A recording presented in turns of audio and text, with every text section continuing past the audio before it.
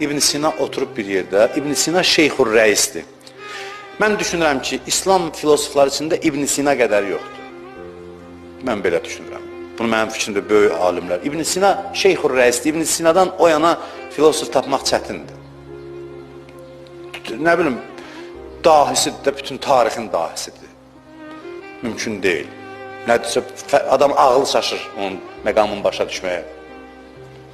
Oturub bir yerdə deyir, bir qadın gəlir, qoca arvaddır, deyir ki, kitab nəzr eləmişdim ki, bir alimə verim. Nəzrim qəbul oldu, gəl bu kitabı oxuyarsan. Deyir ki, toxunur da buna. Alimdir, bir arvad gətirib ki, kitab nəzr demişdim. Deyir, mən Allahla əhd bağlamışam ki, Allahdan başqa heç kəsdən heç nə götürməyim.